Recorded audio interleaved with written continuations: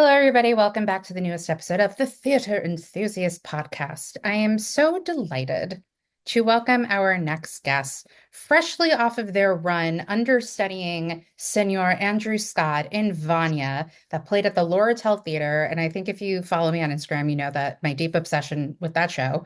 I'm so delighted to welcome Marianna Gailus. What? Hello. Oh, you can hype yourself up. You can dance music.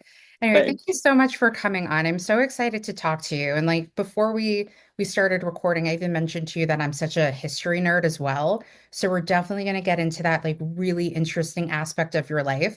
And like even doing my research on you, I was like, damn, she's like really interesting Oh, with like bless you. That's yeah, so no, kind. seriously. It's because like you where you studied, where you got your BA and when you got your BA in, and then to go from that to studying, not to like go there already, but like to get your MFA at Juilliard, you know? So it's, Sure.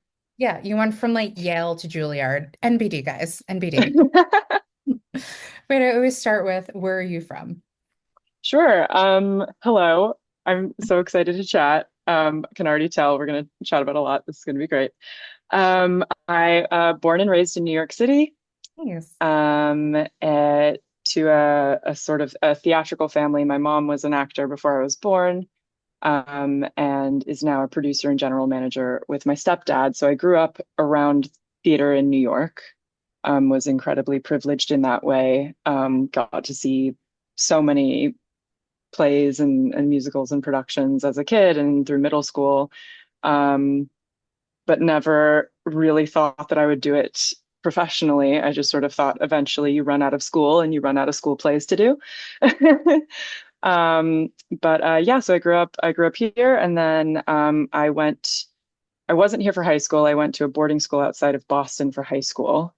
And then, yep, did my BA at Yale, and then moved back to the city for grad school in after I graduated. So I've been here since 2017. That's so great. So I'm very curious, what was your first Broadway show that you saw? That I can remember, I believe it was Beauty and the Beast. Mhm. And I think about Beast's transformation on stage all the time.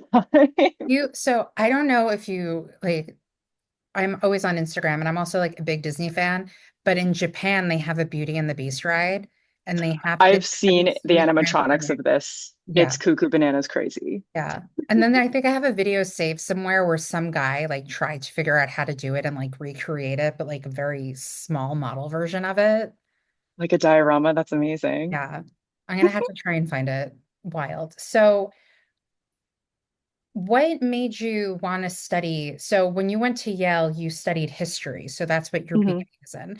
So did you, when you were thinking about college, were you not really thinking about performing? Where were you like in your head with that, all that stuff?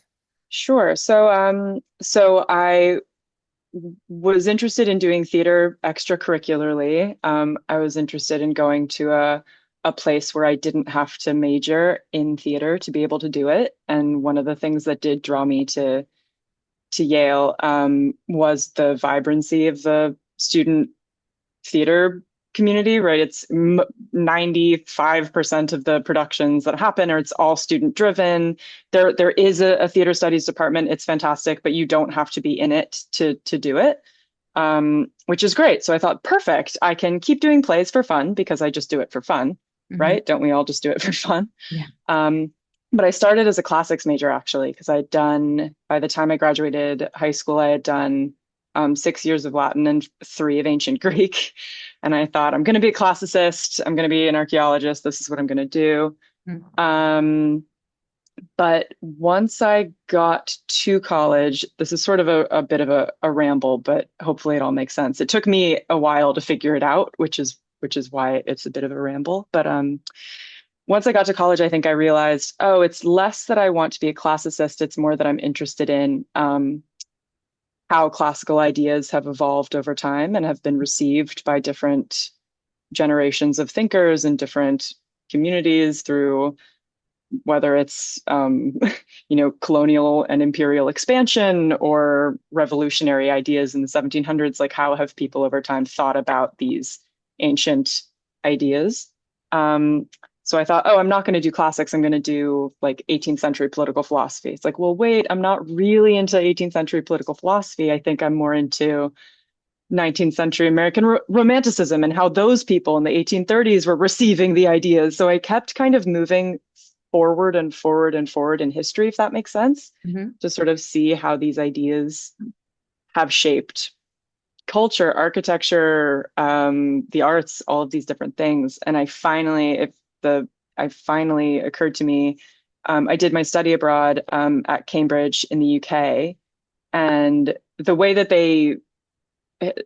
their undergrad, from what I understand, I could be butchering this completely, but as an undergraduate, you're really not encouraged to work with primary source texts as a historian. You really have to learn your trade, and you really have to get involved in doing secondary source research. So, what have other historians said about this period? Because you, little snotty 19-year-old, you have no right to look at a primary source and come up with an argument about what may or may not have happened in the 1600s, right? You have to look at the other people who've done the work before you.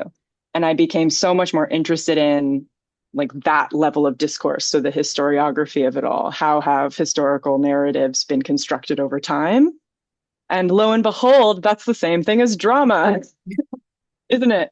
Um, the first plays, at least in the Western dramatic canon, are history plays, right? These Yeah. Greek plays. It's about who are we and why are we here and how have we come here and where are we going? So once that penny dropped, and it's so silly because it's so obvious, but I think I had so compartmentalized my academic life and my performing life that it just didn't occur to me that they were the same. Yeah.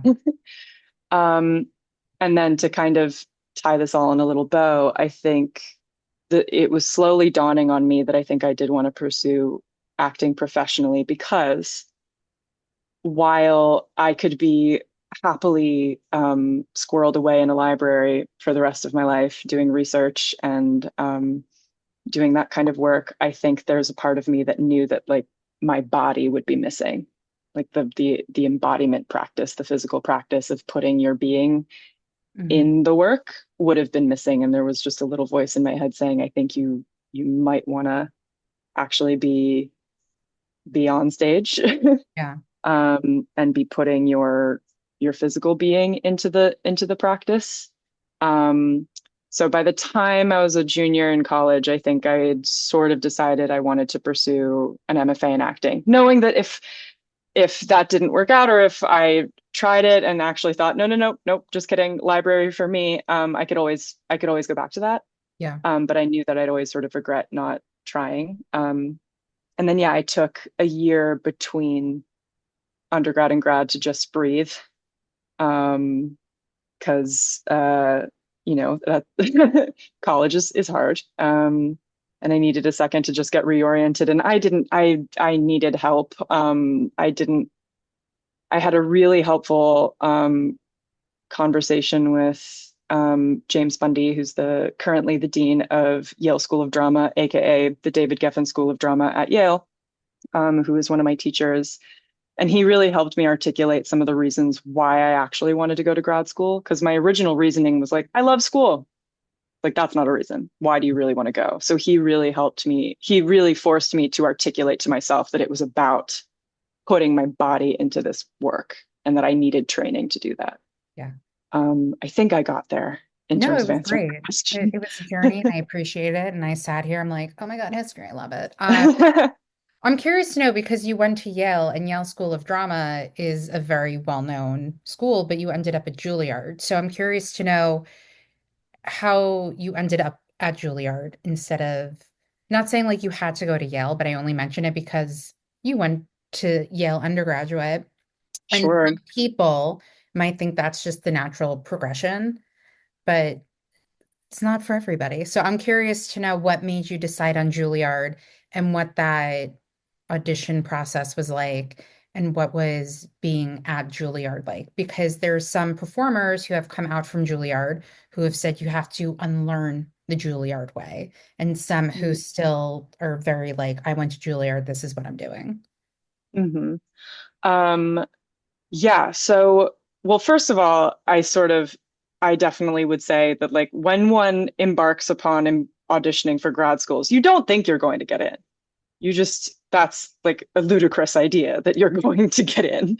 So is that why you're just Um, like all of the top ones? I mean, because I mean, at a certain point, when I did my first year of auditions, I auditioned for 5 schools. I auditioned for Yale, Juilliard, NYU, ACT, and Columbia, because I think I just sort of had to really ask myself if I'm going to go to 3 or in Juilliard's case 4 years, Mhm. where do I want to go? And Yeah. that ultimately that is a short list. Yeah. Um, because any teacher at any of these schools will tell you you don't have to train. You do not have to go to school. You can go out there, you can audition, and you can start. There's nothing stopping you from starting. Yeah. So if you're going to take this time out of your career to train, where do you want to train? And so yes, it looks kind of like an obnoxious list, but ultimately that's like what it is. Um, but definitely, I sort of thought I'll just audition this first year, see how the heck it goes, learn what auditioning is like, and then sure, I'll try again next year because there's no way. Yeah. Um, so, but to your question about Yale, so yeah, definitely Yale School of Drama looms very large over the undergraduate Hmm. experience at Yale, I think, even though I personally didn't interact with it all that much. I had other friends who were more part of the like theater studies Hmm. program at Yale who either were part of School of Drama shows or went to their cabaret more often or did other things, did like performances with them way more often. So I wasn't one of those people. I kind of, again, I was very much like, I'm going to be a classicist, I'm going to be a historian. I just do plays for fun. I wasn't really thinking Yeah. um, that imaginatively or creatively. And I regret that a little bit. And so in the end, my dream was to go back to Yale. I would have loved to go back to Yale. Mhm. I thought I love New Haven. The idea of being a graduate student in New Haven is admittedly really complicated because I think the relationship between the university and the town is can be fraught for kind of obvious reasons.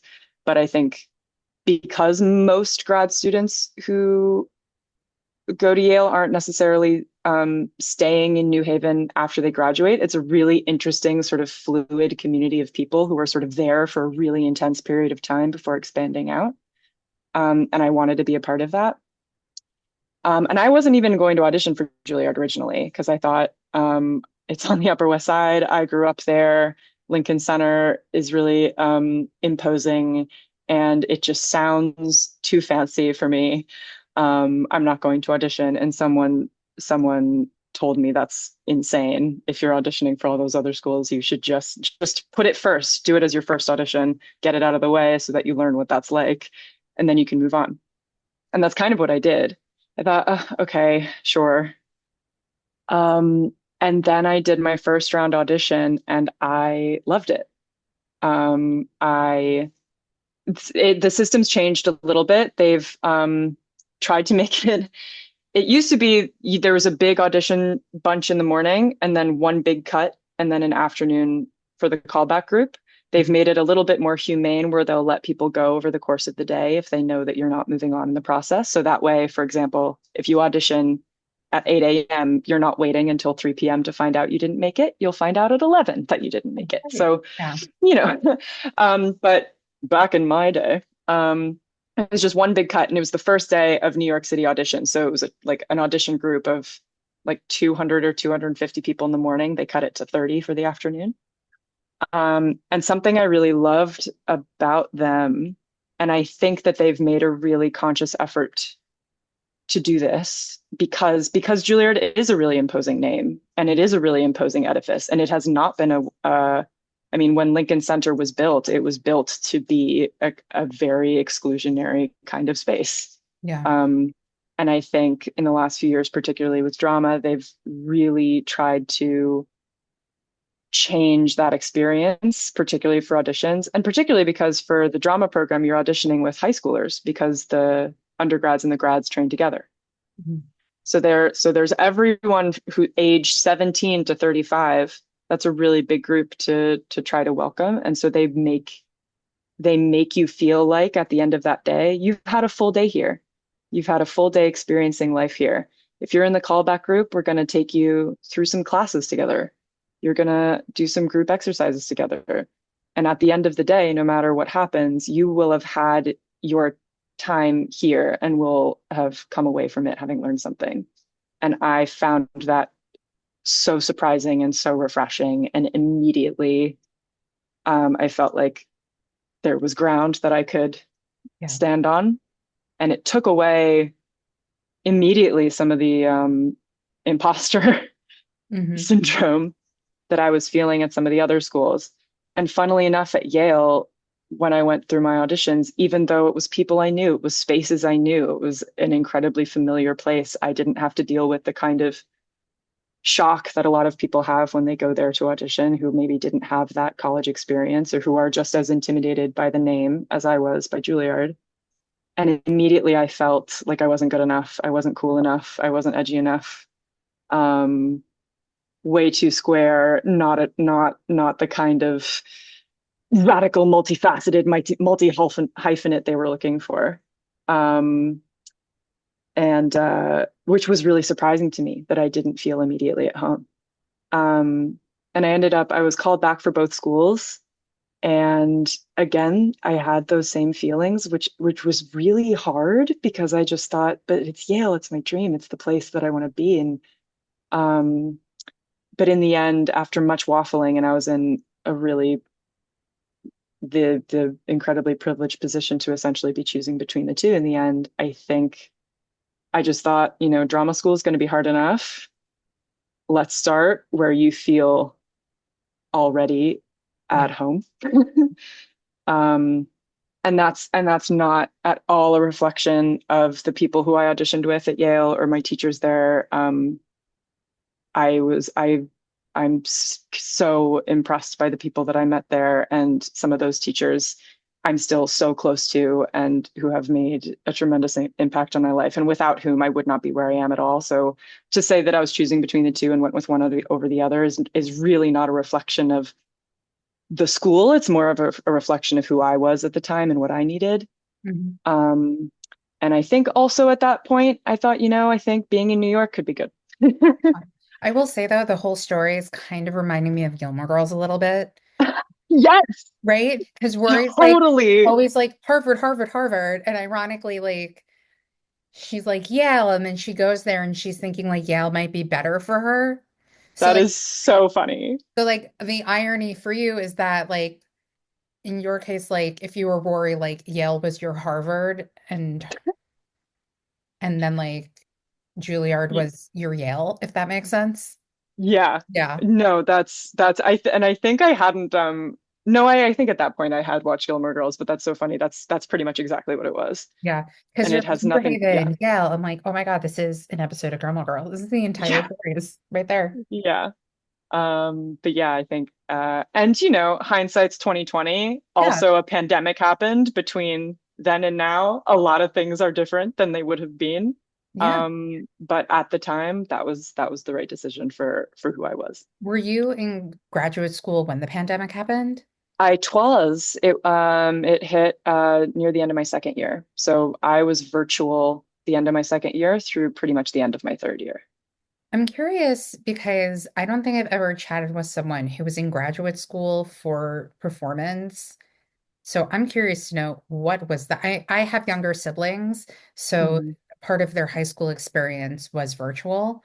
So I'm curious what that was in English coming out of my mouth. What that was like.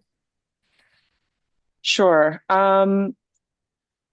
Well, uh, really painful for so many reasons. I mean, as we can all remember, that was the 2020 into 2021 was um, a really painful time for so many reasons, a really activating time for so many reasons.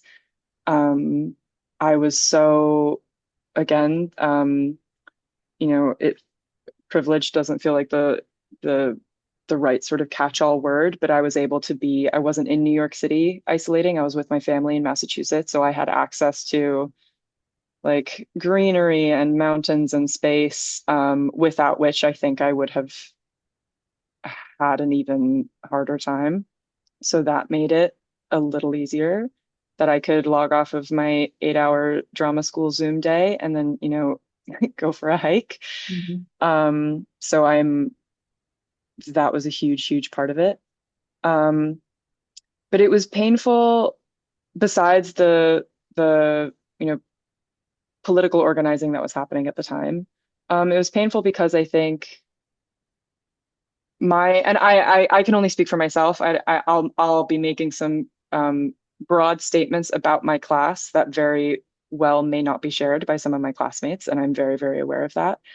Um, it felt like my class had figured out just before COVID how to work together as a group. We'd been together at that point, a full academic year and two-thirds. We had just come out of a really funky ensemble project directed by an incredible sort of devising director, Ruth Canner. Um, and it was in that project where it sort of felt like we'd finally figured out how to show up for each other in terms of like, I didn't get any sleep tonight and I feel terrible. What do I need to do in rehearsal today to support my classmates? Or vice versa. I know someone's going through a hard time. What do I need to give them so that I can meet them where they're at, even if they have nothing? This person didn't learn their lines. How can we still work together? Or I didn't learn my lines. How can I still Yeah. work with my classmates, right? All these sort of basic, like rehearsal health, practice health things, I feel like we're finally clicking into place. And then we were separated and we're on computers. Yeah. And so, and that was the part of the training that at that moment was having the biggest impact on me, was really how to show up for rehearsal. That's where felt like I was learning the most. And so that aspect got snatched away immediately. Um, so that's one thing. We did Chekhov on Zoom. We did Three Sisters on Zoom. Very fun. I I saw it at where did I see? Was that, oh, CSC? I saw that. mhm, Yeah. yeah. And I played Masha. And if when we talk about Vanya, funnily enough, I think doing Zoom Three Sisters actually helped me do Vanya by myself. We'll talk about it Um, because I know it was also a yeah, tape. We'll get into all of it. sure, sure, sure. But so, and I think for some people, doing Three Sisters on Zoom was their idea of waking up in hell every single day, and I completely, totally understand. Yeah. For me, it was an exorcism that I needed to do.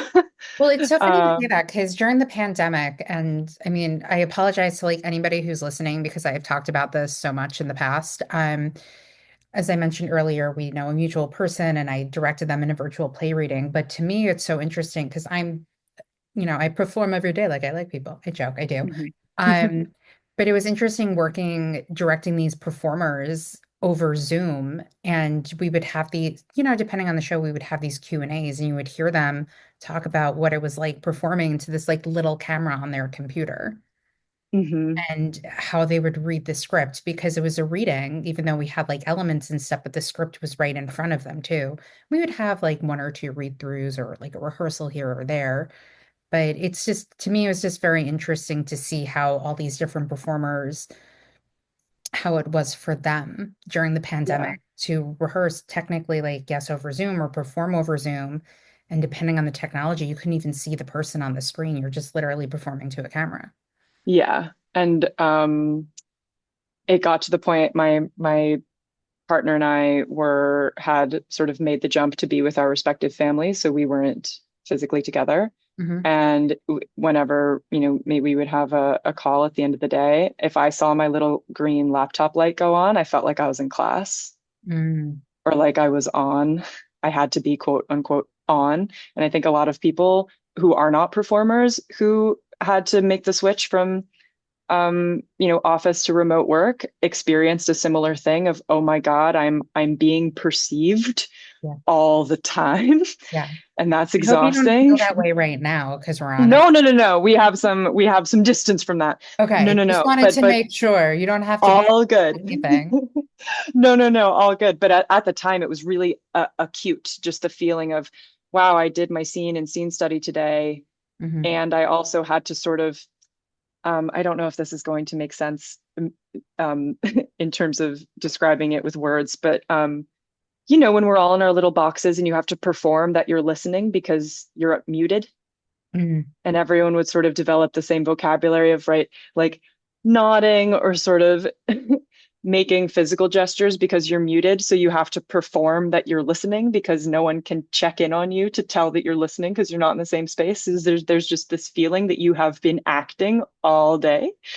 And so then, I would just call my partner at night and I'd see the little green light go on. I said, can it just be a phone call? Can it please just be a phone call? I can't be seen Yeah. right now, or I feel like I'm in class, or I'm being seen.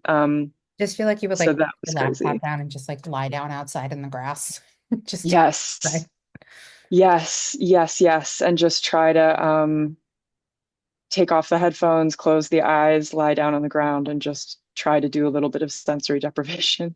Yeah. Um, but yeah, but I think a lot, again, some of my classmates will disagree. I think we all grew during that year, Mhm. in terms of the training, Yeah. um, in spite of Mhm. and because of Yeah. the limitations. Um, there are things now that I'm conscious of, particularly when it comes to physical training, that yeah, I didn't get that because we weren't in person. And you can't really do Suzuki at home. Or you can try, and that's a noble effort. Um, but it's just it doesn't hit the same way. Do you And really think that that time period like has helped with self-tape? um, yes and no. I consider myself a horrendous self-taper. Hmm. Um, so I guess I think it would make me better at Zoom auditions. Oh, okay. you know, um, if I were auditioning live just over Zoom, because yeah, I was on Zoom school for a year and a half, or not a year and a half, but about a year. Mhm. So I can set up a Zoom space. I can do a little Zoom performance, no problem. Tapes I have trouble with, but that's because I think I just don't know how to watch myself. And even 3 years out of school and having done so many more of them and being better at them, um, I I feel like I still, if there was something that is supposed to have clicked, it hasn't. That being said, Bob Krakauer, who's a renowned TV and film teacher, he did our on-camera training during the pandemic, so we were on Zoom, and he did really break down for us. His big mantra is "We tell stories in pictures." So absolutely, in terms of, I mean, if I look at the first few videos I sent in for that class for tapes, I think, oh, sweet, sweet summer child, you had no idea what you were doing. So on a totally basic, yes, we took a class for Hmm. self-tape auditions. Absolutely, it helped. Yeah. That helped, but I'm not so sure that the Zoom acting helped. Again, though, in the case of Vanya, that was a little bit different. But We'll talk about it. to Don't be worry. continued. Yeah, yeah, yeah, We'll get for there. sure, for sure. We also, girl, we also We're have to talk planting the about seeds. Patriots. We got to talk. Oh yeah. Yeah, don't forget, like you made your Broadway debut with Michael Stuhlbarg. No big deal. One of the greatest actors alive in like one of the best monologues, one of my favorite movies of all time. Like we'll get there. We'll get there. Yeah, yeah. So, what was it like coming back from the pandemic back in the classroom? Um, well, it was just so momentously joyous to see my classmates again. Hmm. And it took a minute for me to adjust to being back in person. One of my first I think one of our first classes that we had in person. Some people had been hybrid for months. Hmm. I and the school gave us options to sort of come back when we were comfortable. So I came back a little later than some people, but again, not as late as others. So some people had been working in person for a while. For me, it was just like, oh my God. And one of our first classes, I think, was just an audition techniques class, and our teacher just had to tell me, I went up, I did it first, and she just went, breathe. Like your scene partner is right there. You don't have to reach across hundreds of miles to get to them. They're right there. Just talk to them. And that was, I needed to have a little cry, had a little cry, and then did Yeah. it again. And it's like, okay, we're here, we're back. So that was great. But the pandemic was still very much happening. It was we were testing for COVID every week. My fourth year show, or the show that I was in fourth year, we did a production of Indecent by Paula Vogel, directed by Maggie Burrows. It was amazing. Well, that's also Um, a really incredible, Such a beautiful show. incredible show. Yeah. And so, I try not to lean into the sort of dark side of the force when it comes to using personal circumstances on stage. But for that one, that was another one where it's just, oh man, to be able to just sort of really come back essentially from the dead and do a play and then be released Yeah. into the hereafter. That was really powerful. But someone in my cast got COVID the week that we went up, and it was indefinitely postponed. We didn't know if we were going to get to do it. Oh, And at that point, um, some of the method to Juilliard's madness is that the first and second year shows are closed to the public. So it's just for your classmates, for your teachers, maybe a parent or two. Um, but no, it's not, you can't get tickets.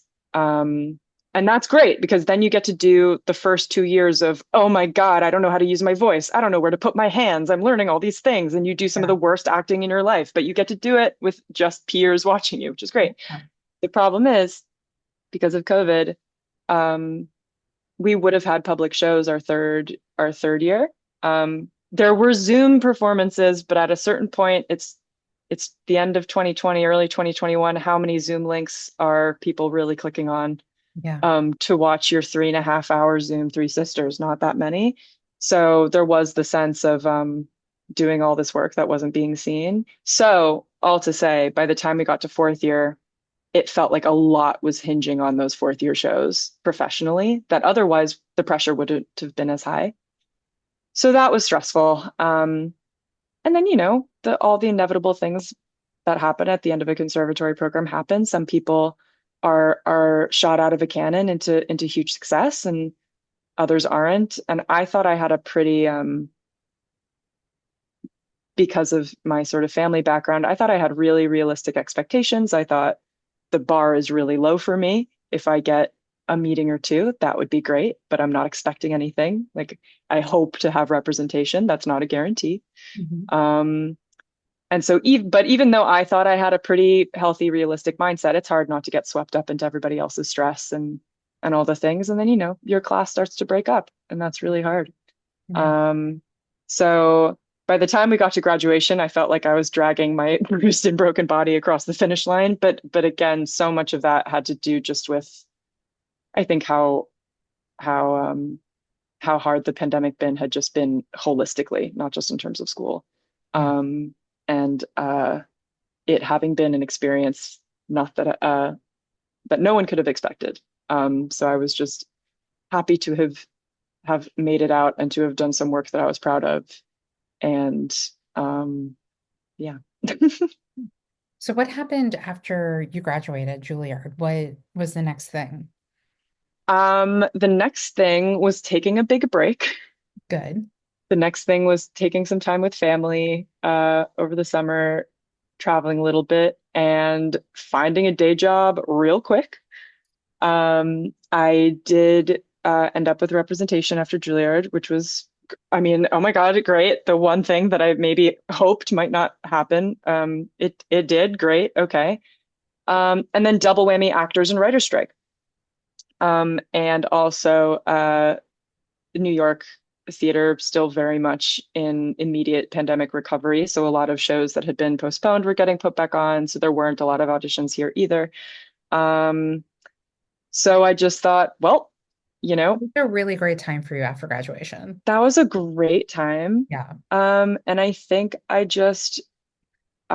withdrew a little bit. I withdrew from classmates. I withdrew. I wasn't putting myself out there. I have never been very comfortable. Mhm. Um, I've never been a networky type person. That's not even the word that I mean, but I I'm not understand. really good at Yeah. I'm not good at the follow up. I'm not good at the, hey, just reach out to that person. I'm so bad at that. And I am trying. Mhm. Um, but I just I at can this give you point, some advice. I like Mhm. saw this somewhere again, not to keep up bringing Instagram, but it's I don't have Twitter or TikTok. Whoever goes on Facebook anymore. Somebody said like their dad gave them advice. It's like you have nothing to lose. Like the worst somebody can say is no. And so that's why when I try to reach out to like all these people to get people on the podcast, I'm like, I have nothing to fucking lose. I'm gonna reach out to this person. Oh, I didn't hear back from them. I'm gonna send them a follow-up email a few days later.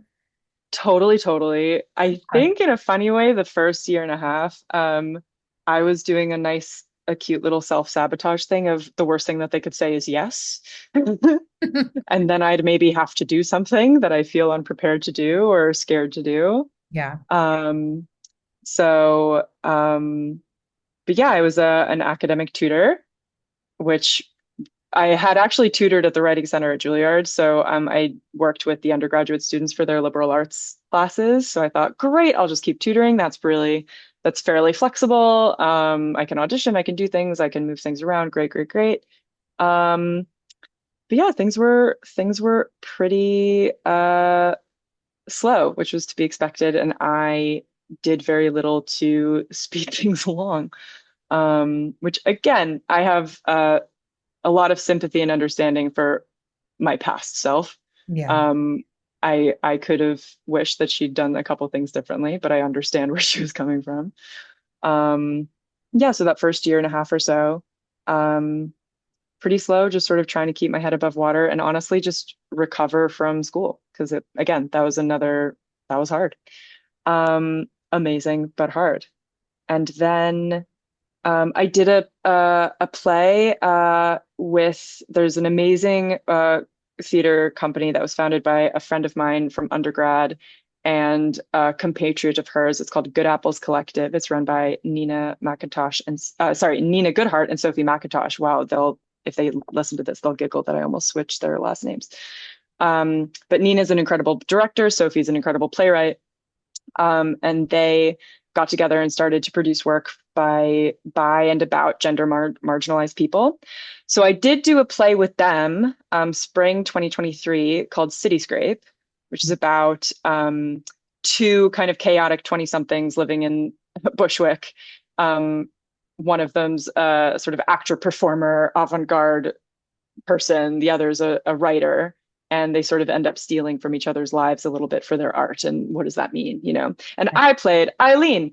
There, it was the princess track. I came in about 80% of the way through. It was great. You're just And backstage she like plugging water and being like, I'll be out in a minute. totally, and Yeah. that character went to Yale Law School and like just got engaged to her boyfriend and wants the two chaotic roommates to be her bridesmaids and chaos ensues, of course.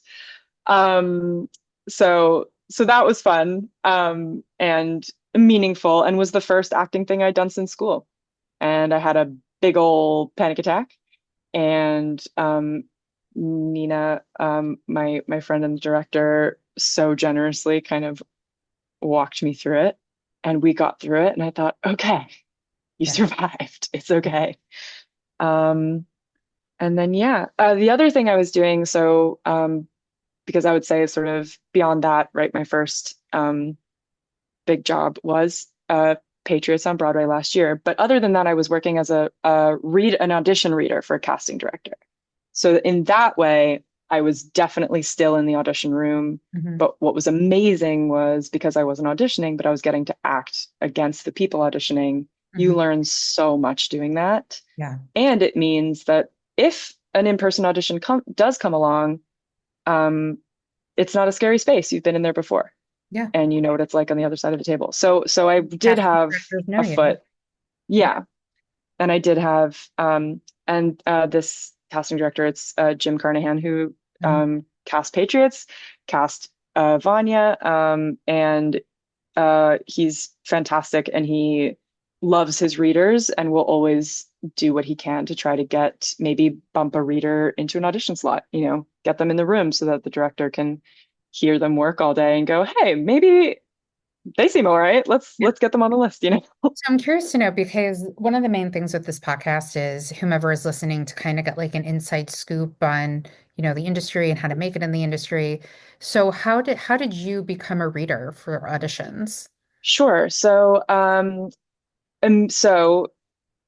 right after Showcase, so there was Showcase in New York and Showcase in LA. This is spring 2022. Do they fly you Um, to LA or is that on your own dime? I'm just curious. you get a stipend Okay.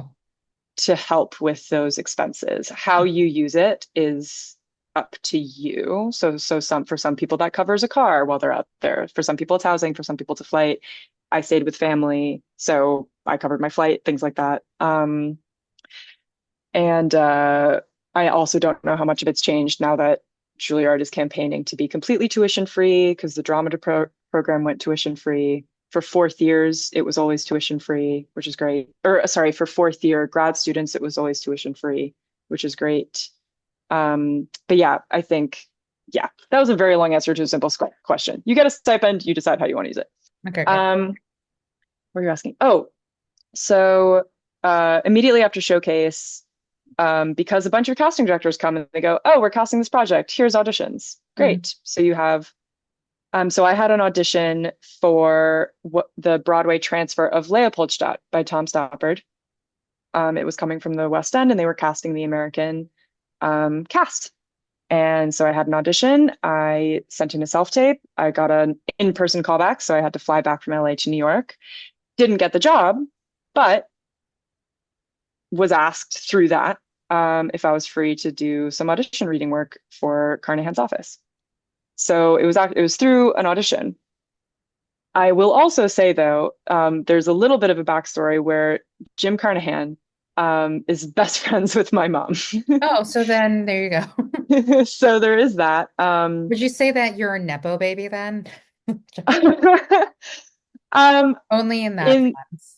only in that sense, in the sense of access to watching so much. Yeah. And in the sense of this one particular casting director who does particular projects has known me since I was born. Yeah. However, I think he makes a point of recusing himself when I come up.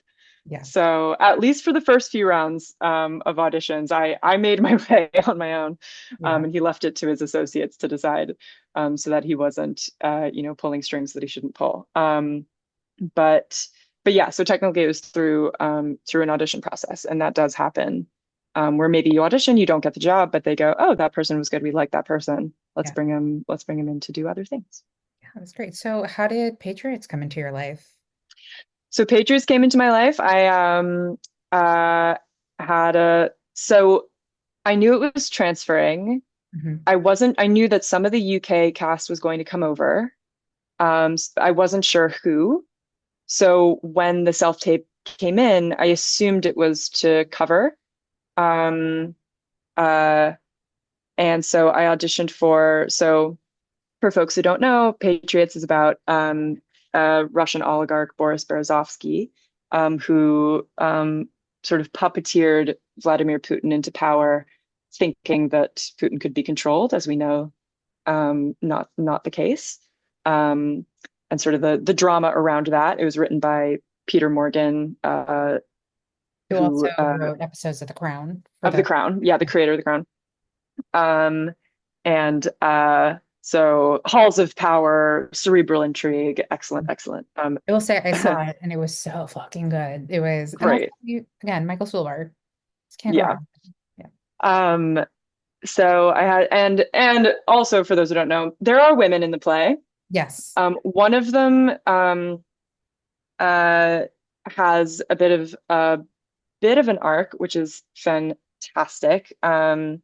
Played by Stella Baker. So she plays the wife of Berezovsky's sort of security detail, who, a bit of a spoiler alert, is poisoned. So we sort of see her arc over the course of the play. But and there are a few other female roles, but it is a very male heavy play. So it was essentially to be an ensemble women's track. So I sent in the self tape and I got an audition to be the offstage cover. And I had a chat with my agent. They're like, normally we'd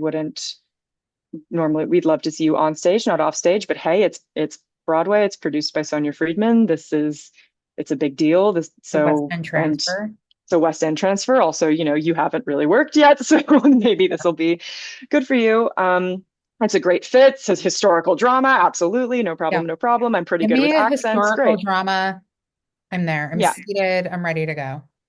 Yeah, so I went in and um I did an in-person callback for the associate director, and then they moved things around and I was called back for an onstage role. Um and I thought, oh, sure. And it was funnily enough to play Marina, the wife of the security officer. I thought, oh, okay. And that callback was with Rupert Gould and again the associate or the British associate and then the American associate and Jim Carnahan was there. And so then we did that. Great. Sorry, I'm just sort of retracing all my steps because the other little thing was these auditions were happening about 2 weeks before rehearsals were supposed to start. Oh boy. So it was cutting it close. Yeah. Um, And we didn't really hear back for about a week because they were reconfiguring the tracks of the show. So we knew I was going to be a part of it. The question was it going to be an offstage cover, an onstage non-speaking person, or an onstage speaking person? Because in my in-person callback for the onstage role, they gave me other new material and asked if I would do that. So they sort of moved things around. Yeah. Oh, and I should also say that in that in-person callback, I had done, what I'd prepared for Marina, the role I was called back for. But Jim, clever, clever man, asked if they wanted to see anything else. And so he pulled out a scene from my offstage cover audition. So I ended up doing, again, kind of an ensemble audition. And then they gave me new material and said, step out into the hallway, learn this, come back. And I thought, oh, okay, interesting. Um, so at the end of the day, I believe the British, the English, the West End production had three women on stage. The American play had four. So No. they reconfigured some of the female tracks. Yeah. Um, so I had a semi-new track. They split up two of the women. I got a bit of one, someone else got a bit of the other. And I had an onstage speaking role, and I also covered the other female roles. Oh, that's cool. So yeah. And I got the offer on a Friday and we started on Monday. Wow, what a world. Pretty crazy. Yeah. I will say I was in London in 2023 and I remember I was just like walking around and then I look up, I'm like, oh, this is interesting. And it was the marquee for Patriots. hmm And I like didn't even like realize what it was, but I don't think it started yet when I was there. So Sure. I mean by like the time I left, I wouldn't have been able to see it. So And yeah, it had a couple of lives there because it was at the Almeida and then had a West End transfer. And yeah. then, yeah. I was also curious to like, I wonder why Tom Hollander didn't come over, but again, it's fine because Michael Stuhlbarg, like who complained about that. So that's wild. But hey, what was it like working on your first Broadway? First of all, let's like give you your flowers. First of all, your Broadway debut, like is also based on what you're telling me, kind of like your big like first It was like like my first job. I mean, of yeah, course, the play that I'd done with Good Apples was an equity showcase. It was yeah, by the books. It was totally a thing. It was to actually for a 2 week run. That was the longest run of anything I'd ever done. It was yeah, absolutely a thing. But Patriots was yeah. essentially my first Got job. the Barrymore Theater, which I know fairly well. I'm very good friends with the ticket taker and the head usher. I've known Iconic. for over 10 years, not to age myself, but I just did. Rupert Gould. I was about to say Pierce Morgan. That's not his name. Peter Wrote, Morgan. thank you, Peter Morgan, Michael Stuhlbarg. You got all the other guy who played, oh my God, why can't I think of his name? There's Will Keane was That's who Putin. I meant to Luke say. Fallon was Roman Yeah. Abramovich. I mean, it's let's get into it. Were you, I don't want to say were you intimidated, but were you like, holy, or was it like Yeah. imposter syndrome, did you feel, or were you just like, I got this? Um, a little bit of both. I'm so I walking in, we rehearsed at Gidney Studios, by Union Square, walking in and seeing kind of, a mock-up of the set that we could rehearse on. Um, at the meet and greet, there were probably 100 people in the room. I mean, the cast was pretty big Yeah. already. But then, just the meet and greet of here's the press reps, and then here's your equity people, and then here's the stage management team, and then here's all these people. It was just sort of, oh my God. Bit um, overwhelming. a little bit overwhelming. And then, but also because uh, I had a lovely little ensemble ditty to do. I had a little fun bit in the beginning, a little fun bit at the beginning of Act Two, and then some background stuff. I thought this is perfect. The play does not um, succeed or fail based on me. I will be remarked upon in reviews, not at all. Like, it doesn't hinge on my performance. All I have to do is exactly what I have to do and then just get out of the way. This is the perfect Yeah. size thing to step, But like to in your dip my head, toe into. this is my Broadway princess track. It was it was perfect. Well, because also and I mean, it was a big show, big cast. I mean, the set pieces weren't too complicated, but Rupert Gould directs plays like they're musicals. It's very precise. What's kind of incredible is considering how exacting his taste is and how precise his direction is. Um, you never feel he doesn't direct that way. It's all very organic. It all sort of happens naturally, and then it ends up the way that he envisions it, which is perfect. So it feels very Yeah. easeful, which is great. Um, but it was a big show, so it felt big. It felt like a big deal, even though I just had like I pop up here and then I pop up there and then I have a quick change here. Um, so yeah, it was just the perfect amount of little to do. Yeah. Yeah. And I had there so to break it down a little bit, in the very first scene I played Boris Berezovsky's sort of underage girlfriend, who has a sort of saucy phone call with him. I was wearing fabulous moon boots, a leather skirt, a fur coat, a little fur headband, and a blonde wig. It was ridiculous, and I loved it so much. And I got to throw rubles in the air, which is always great. Um, and then at the beginning of Act Two, I play a journalist who does not intend to be on television. She's like a sort of, newsroom tech or whatever, who is sort of forced to become the voice of Berezovsky's sort of anti-Putin reporting, but then later, oh drama, she returns again as sort of the organ for Putin's propaganda. Um, so not too much speaking, but a lot of running around and a lot of costume changes and fun things to do. Did you ever get to go on for any of the other roles? No, nobody. But our the very last week, our two offstage covers did get to go on, which was awesome. So we got to celebrate them, and they did everything. But no, none of the women went on for anything other than what they were supposed to. But we had, our understudy rehearsals once a week, and that was always really fun because we were all covering like two or three different tracks. We got to swap roles and do, okay, first actor this, second actor this. It was fun. I would say understudying, you said like how many roles all the females, so that was three roles you were Four. understudying? Yeah, Four? well, right. Well, four including my own. So yeah, just three other ones. So what was that process like learning all of that extra material in that type of show?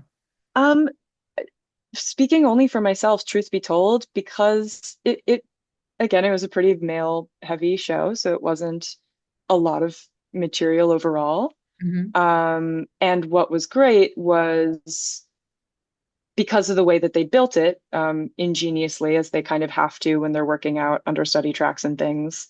I don't think there was any circumstance where you would ever be like on stage in two places at once by accident. Yeah. So it was very easy to keep them apart. The tracks were really clear. We joked about, could you do a two-woman Patriots? We think you could, with some clever quick changes. Yeah.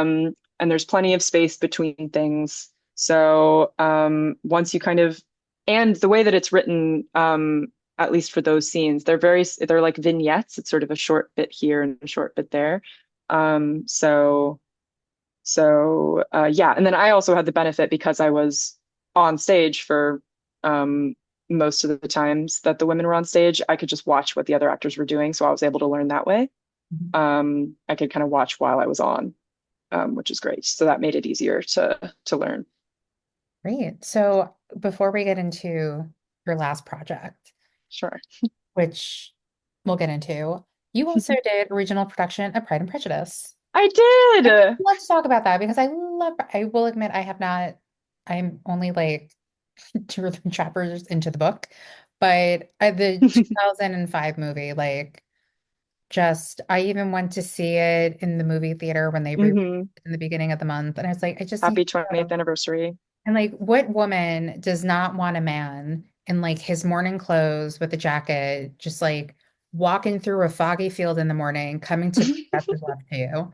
Like, who doesn't want that? It's an important film. I think so. I agree. So, not only for those who don't know, you played Lizzie Bennett. I did. So let's talk about it. How did that come to your life? Or I assume that you're, because we just convelled about Pride and Prejudice, or but also Huge because fan. you're a historical person and the costumes and the time period. Oh my God, this is all coming to my head now. Let's talk about it. Yes. Yes. So, technically how it came to me, so I just, I had a self-tape and then a callback, and that was just as Patriots ended. So I had about a month and a half or 2 months between, which was great. When Patriots ended, I didn't know what my next acting job would be, and then this came fairly quickly, which was great. And I'd never done a sort of out of town regional theater. This was going to be my second job. So, Sure. first time doing this. Um, and love Pride and Prejudice, read the book, have loved that movie so deeply, Yeah. Still have to since watch it like since the it came out. 6 hour 95 one with Have you not seen? I haven't, but I will say I did interview somebody named Elliot Cowan. You know who that is? It's fine if you don't. He's a British actor. It's all good. But they did this TV series, like this BBC series. Oh my God, I cannot remember the name of it, but it's this woman who's such a huge fan of Pride and Prejudice, and she somehow like she goes through a door and Oh, switches places with Elizabeth Bennet. I think I know what you're talking about. But Yeah, yeah, Austin, amazing, Austin, I think it's called. So anyway, Elliot played um Mr. Darcy. amazing. And so they have this funny moment in the miniseries where she goes, "Can you do me a favor?" And then the next scene, you just see him standing in a lake wet. Yeah, Yeah, I know that's the famous Colin Firth. yes, that's the Colin Firth version. And I think, I don't know if it still exists, but like a couple of years ago, like in some lake in the UK, there was like a statue of him. That's brilliant. Yeah, And didn't the shirt get auctioned off I'm sure. recently? And it was like, I mean, I want to say it was something like 2 million pounds. I don't think it was 2 million pounds, but it was an exorbitant amount of money. Hopefully going to a good cause, we hope. But I am yes, curious to Pride and Prejudice know, is very important.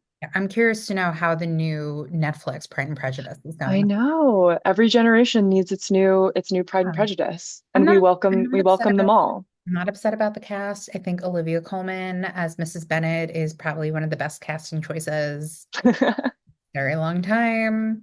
So Yeah. yeah. Anyway, so Pride and Prejudice, let's go.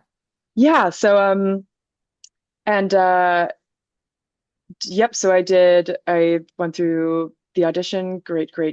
Thought, oh gosh, this would be so fun. Have loved Pride and Prejudice as we just discussed, and have always wanted to be um Lizzie. And it was very sweet when the casting got announced. I had a lot of friends reach out and go, "Oh, this makes total sense. This is so perfect." Of course. And I thought, "Oh, that's the best. That's the kindest thing anyone could ever have said."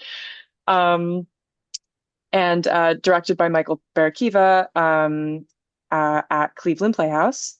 So he's in Cleveland, and he is such a goofy, wonderful, open-hearted, heart-forward, Austen fanatic person. So it was so fun, even just in the callback, sort of playing around with the material Mhm. and just not at all being married to what you think it is, Mhm. and be finding, who's Lizzie in my being. I think she's maybe a little more neurotic than Lizzie's we've seen in the past.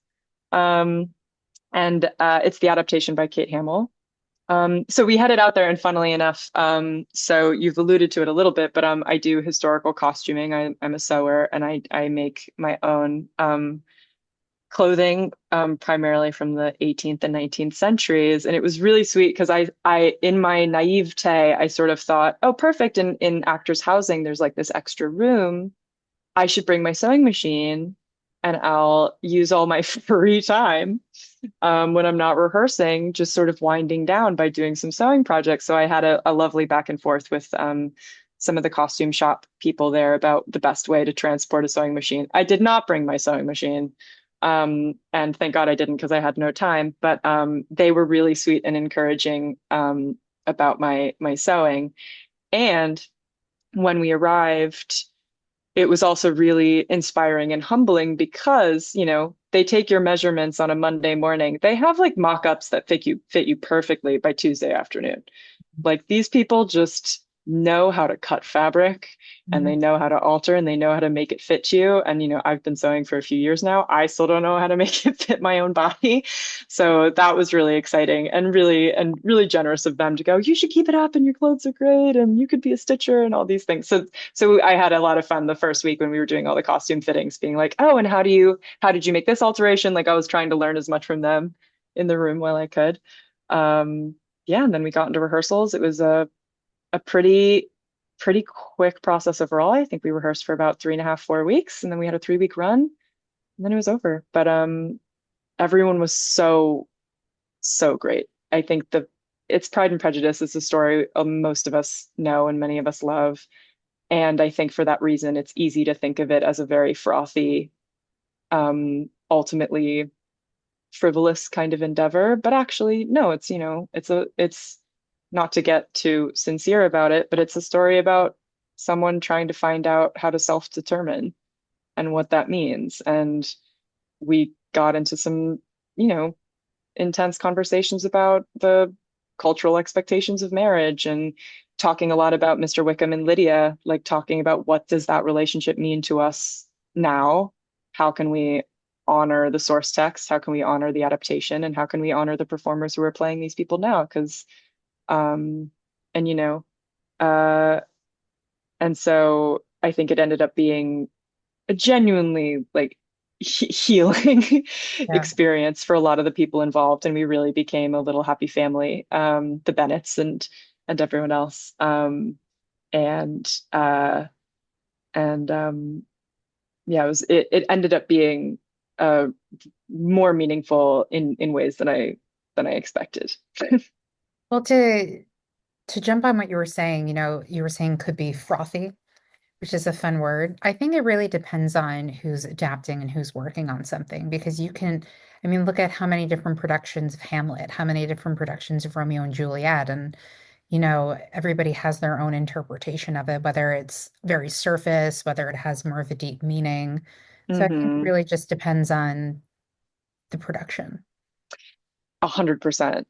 And also, I mean, also it's interesting, right? You used two examples of Shakespeare plays, right? Like how many works originally written and conceived of by men do we revisit over and over and treat them as serious text as opposed to, Yeah, you well, know, it's so Austen? interesting. Sorry, I don't mean to talk over you. I recently, yes, I do merch part-time at shows. So Hmm. one of the Oh, shows that I cool. work is John Proctor's The Villain. Oh my God. Yes. Okay. I'm having such a moment right now. I didn't know it was going to be a cellar show, so I like magically found a ticket on 2DF and I immediately went. I am obsessed with that Yeah. show. Yeah.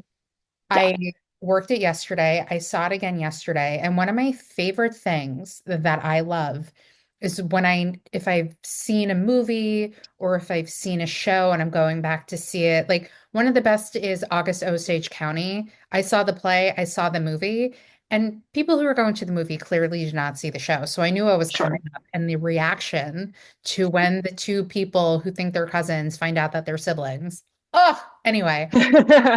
But for those listening, not to give anything away, if you haven't seen John Proctor's The Villain, the audience reaction to some of the things that happened in the show, somebody let out an audible, "Bleh," Yeah. yesterday in the audience. Oh my, and just the show itself. And if I wasn't working merch, like if I didn't have to like piece out and run downstairs to sell stuff, I would have had tears streaming down my face. Oh my God. And the show has only gotten better since I first saw it. Featuring my incredible classmate Morgan Scott, is in it. Who are they? Who do they play? I know I have like the playbill sitting somewhere. I need, Oh of wait, course, it's I think she's Dell. yes. Yes, okay. Because I read her bio and I was like, oh, Juilliard, that's great.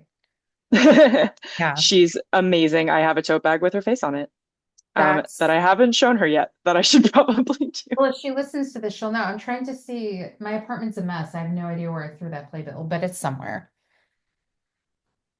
Yeah, She is Nell. Yep. yeah, yeah, Amazing. yeah. But yeah, speaking of like, right, John Proctor's the villain talking about the Crucible written by Arthur Miller, but then we have Kimberly Bellflower sort of giving it such a necessary spin. And the first time I worked, I've only worked it twice. The first time I didn't watch it because I had the worst cold and I was like, I can't Mhm. stand for an hour and a half. Like my body physically can't do it. I had a woman buy a t-shirt and she goes, I'm gonna wear this when I teach the Crucible. Iconic, I was like, important. you're amazing. But it's As really a recovering played Elizabeth Proctor in high school, and part of my soul is still there. mm, I feel like the Elizabeth Proctors of the world just find each other. It's like, you played Elizabeth Proctor, didn't you? had to find Laura Linney and just have that moment with her. I know. I know. Yeah, so that play gave me so many feelings. But sorry, I interrupted you. No, I listen, I told you we get off topic, and if we can convey about like a mutual thing that we're like slightly obsessed with, Perfect. I can't even begin, and I cannot emphasize this enough. Like people need to see that show. Yeah, It's so great. It's so well acted. It's so well written. It's so well directed. It has such a great message behind it. People leave crying. I yeah. had like an emotional moment with like people on the merch line, and I'm like, let's all have a group moment, you guys.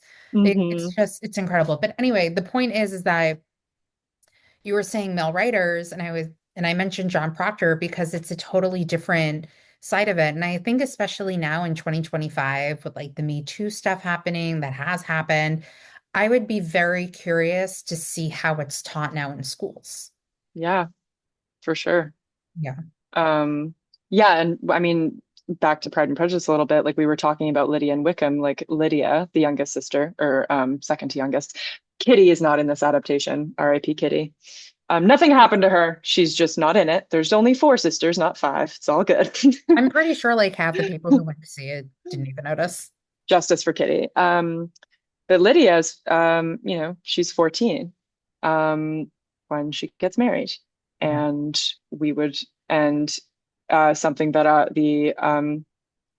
uh, our actor playing Mrs. Bennet really had to deal with was like how to honor Mrs. Bennet's joy Hmm. that Lydia is settled, Hmm. and or not only that Lydia is settled, but she has a daughter married, but also that the possible scandal is put to bed and it's all above board and it's going to be fine, and a daughter married. Oh my God, how to balance that joy with the real fear and disgust Hmm. that circumstance can bring up. And similarly, our actor playing Wickham trying to talk through really genuinely, can we try to find some not malicious motivation here? Can we try to find why he would have gotten himself involved with Lydia in a way that isn't predatory necessarily? Can we try to find, and you have to have that conversation, because if you're not having that conversation, then Yeah. you're not exploring every option, and you're not giving the characters the full humanity that they can have. What the audience sees in it is going to be its own thing. How we feel about it is its own thing, but we have to tell the story as it is. Um, and in the end, also again, kind of back to the idea of Jane Austen being frothy. Something I think Michael Barakiva, our director, said. I think it was him. But was just talking, but we talked a lot about just sort of Jane Austen's impact on literature, and how, beyond being arguably sort of one of the first genuine novel writers in English, or writers of the English novel, she was arguably the first person to think of, a hero or heroine's quest for um, self-determination, for knowledge. It doesn't have to be epic, or that's not the right way to put it. Someone's journey to find one's life partner can be as epic as Hamlet, can be as epic as Odysseus, right? The most significant events of someone's life can happen in the parlor of their childhood home, right? It doesn't have to be out on the moors. It doesn't have to be out on the distant ocean, right? It doesn't have to be um, huge and fantastical and all these things, right? This is how we experience life. We experience life on that scale, and that scale might seem small, but is huge. And so, how can we kind of really honor that as well? Which is why I think, in the end, a play that is adapted in a very fun physical comedy kind of farcy way, how it can actually be um, just as huge and meaningful as any of the things you would expect. And I think also like even if it's in a parlor, like that moment could be epic for the person that it's Exactly. you. So yeah, Exactly. that's why, if it, I'm not going to say it, but like when I get engaged, if you know any good looking guys, let me know. I wouldn't want to do like that big, like, here's the whole family. You want it to be simple and have it be meaningful. That's what I would. Anyway, let's talk about Vanya. What a weird Great. transition into that. So, this came to you because you've talked about it before. This came through to you through a self-tape, and Mhm. did you know it was transferring? You heard the rumbles of it. Did you like what was your Andrew Scott fandom level? Gotcha. Did you know Um, about the Vanya in the UK? Did you see the National Theater live filming or taping or whatever they're calling it? Like, let's mhm. talk about So first of all, huge Andrew Scott fan. it. Um, from Moriarty days on Sherlock, Fleabag, most significantly for me, but All of Us Strangers, oh my God. Has So he, always had a presence on the podcast. I used to have, I mean, it's up there. I have a hot priest prayer candle that I used to light for every podcast guest, but I lit it so much I can't light it now. oh But no, but you have to keep it as a oh no, token. it's there. It's next to and I will say the next candle was a gift, but I also have a Timothy Chalamet prayer candle and they're sitting next to each other. What a strange multiverse, sort of spiritual multiverse going on there. Amazing. And it's next to a Um, Peter Pan snow globe, so go figure. so I was a huge fan. I knew the play. I knew that Vanya had happened. I knew that he had Yeah. done a Simon Stevens adaptation of Vanya in the West End. Knew it was coming to New York. I had not seen the National Theater live of it. Um, had no idea that there was an understudy. Didn't know that there had been an understudy in the UK, Victoria Blunt, and that she had gone on for a public understudy performance, just because I just hadn't heard of it. So I knew it was coming. Funnily enough, a coworker of mine, so I don't tutor anymore, but I work, my other day job is I work at the South Street Seaport Museum I in was their totally historic gross. district. Yes. Yeah, Yeah, he went to Pace University, so like yep, the Zen when the seaport, this is like pre-Irene, so when it was an actual mall, yep, I would shop all the time at the poster store there. I would just like sit and look at the Brooklyn Bridge. That was yeah, my Zen in college. So I'm very that's well, great. yeah, not so much now, but Not so much now. yeah. Um, but I work I on their historic ships, and in their the historic district I do tours and things, like I'm a docent. And a lot of the people who work there are actors or performers, and someone was saw that there was a Vanya posting on Broadway World, like for an EPA. And I thought, how? But why? Okay.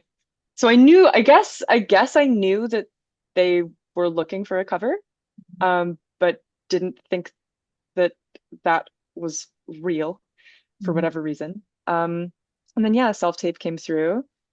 And I saw it was, Jim Carnahan casting, so sort of good energy already. And I thought, okay, okay, I think I can do this. I did watch the National Theater Live before I did the self-tape, just because I think so.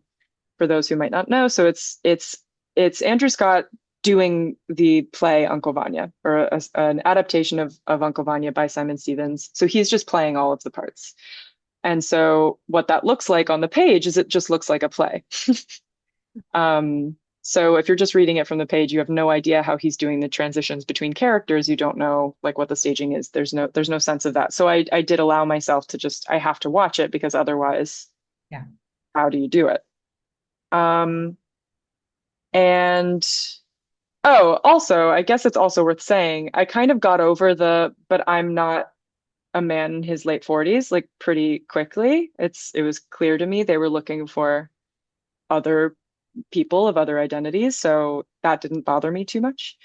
So I watched the National Theater Live, sobbed, and then I thought, okay, okay. Um, it was requested that I not use an American accent. I'm pretty comfortable in sort of Southern British, through Patriots and especially through Pride and Prejudice, but it's just so built on Andrew's voice that I thought I'm gonna give kind of his Dublin accent a try, and hopefully they know that I'm fairly quick with accents, and with a little bit of support I could make it work. But just for the self-tape, let's assume that this is fine.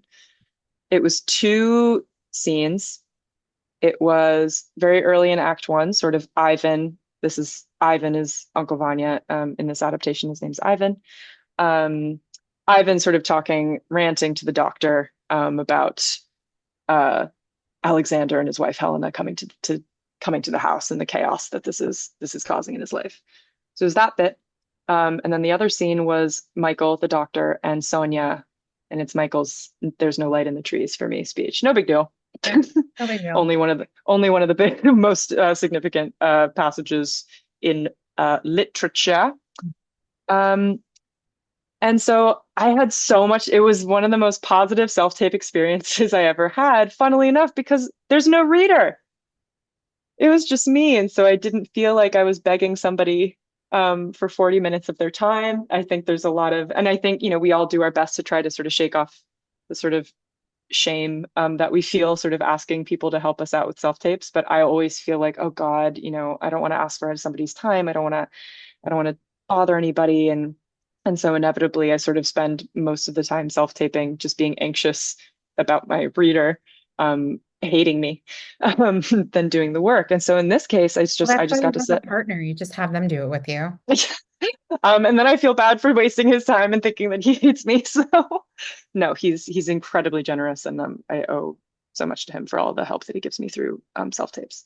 But in this instance, I set it up, and I just got to experiment a bit and work a bit on my own, and sort of see how what I'd watched in the National Theater Live landed in my body. And so I felt really good about them, actually. And I thought, wow, I mean, there's no way, but I'm really proud of these. Hmm. Um, and he also, so even though I had no reader, I should say my partner did watch them with me, so he did help me pick which takes we liked best, just because it was I really did feel like I could just kind of do anything, which was awesome. And this is where the Zoom acting came in, Hmm. because and this tape, more than any other tape, I think was maybe the clearest in terms of space, in terms of eye line, in terms of who was speaking. It's interesting how in a scene where I'm by myself, I actually was able to make the world so much more convincing than when it's a self-tape that involves other people. So I should learn from that, honestly. Yeah. Um, and this was in mid-December, so it was about to be the holidays, so I didn't expect to hear anything back for a while. Um, and so that was fine, but they did let me know that they liked the tape and that there would be an in-person callback. I had an in-person callback with the incredible, articulate, brilliant associate director Emilio Ramos. They are the currently the associate at Maybe Happy Ending, as well as Hadestown. They're amazing. Also, I just want to Uh, shout out, maybe happy ending is perfect. if you haven't seen it. I'm seeing it next week. I'm so excited. Okay, I sat there and I was like, people are saying this is like the best musical. Let's see. And at the end of the show, I was like, this musical is perfect. It needs to Yeah, win all of the best musical awards. Anyway, sorry, total I'm side so note, but excited. All continue. good. Yeah, Um, so went in. It was Emilio and Jim and Liz, a casting associate from Carnahan's office, and no reader, right? It's just me. yeah, So did both scenes twice with some adjustments and had a bit of a chat. It was at 10 a.m. on a Monday, which is kind of horrendous. yeah. If you know the play, to just sort of be pulling sort of Chekhov's Long Dark Night out of the Soul out of your body at like 10:15 in the morning on a Monday. Hmm. Um, but then I had a text at 11:45 saying I had gotten the job, Wow. which was, I thought, surely not, surely not, surely, but surely not, because surely you have to send the tapes to the UK so that Sam Yates, the director, and the British team can watch this. Surely I won't find out. If I find out anything, surely I won't find out for at least a day or two. No, no, no, no, surely not, surely not. But he said, surely yes, surely yes. Um, and yeah, I didn't really believe it. I couldn't really believe it. And also there was about a month between the audition and starting rehearsal. So there was a month of thinking, this isn't real. There's no way this is real. Even though, we got the paperwork, we got the offer, we did all the things. I was getting onboarded, even though it was all happening. I thought, surely not, surely not. And then we started. Yes. What was the rehearsal process like for you? Yeah, so boring logistics. I started rehearsal on February 21st. So this was a Wednesday. Um, Andrew had been rehearsing or re-rehearsing the play, right? He was sort of relearning the play. They'd made some adjustments to the script since he'd done it last. It had been about a year and a half since they'd done it last. He was rehearsing in London with most of the British team. Emilio, the associate, was over there in rehearsals, so they were part of the room there, as well as one of our stage managers, Heather Englander, was also over there because it's a very props-heavy show, because the props are a huge part of how you distinguish one character from another. So Andrew was over there mostly because he had a lot of professional commitments over there. It was sort of the midst of there were some awards seasons things. There was SAG, there was Berlin, there was a lot of other things. He had some other shooting commitments. He's booked and busy. So while he was over there, I started rehearsal here, and I learned the show in about 8 days. um, which was a lot. I was not off book before we started. Because I think, again, kind of in that month between getting the job and starting rehearsal, I went through so many phases of, God, I should work on the play. God, I should learn all my lines. Wait, but I don't even know how to, but I don't, are we settled on what accent am I using? Why learn all the lines if I don't know who the characters are yet in my body? Am I learning his shit? I just sort of went through all these phases of, I don't know how to start working on this. Mm. I don't know how to start working on this. On any other play, you're going to start rehearsal, you do a bit of pre-work, you do some text work, so you come into the room with some ideas and things. That there was just nothing. I had no idea what to do because like the show existed on someone else's body, and I didn't know how to start. And it kept occurring to me, hold on, Marianna, like you're about to start rehearsal and someone will tell you. So just wait, just wait, just wait. So I really, other than, reading the text a bunch and doing a little bit of the normal researchy, texty things that I like to do, I really didn't do much other than I watched the National Theater live again just to refresh my memory. And this time I was crying just because I thought, oh God, it's so hard. The first time I cried because I thought, oh God, it's such a beautiful play. And the second time it was just, oh God, I have to do that. That did what? There's no way. There's no way. So I had 8 days. Um, some of those days we were in a rehearsal studio at Open Jar in Midtown, and then I had the Lortel just to myself, and the like stage management team and Emilio for a week before the British team came over for tech.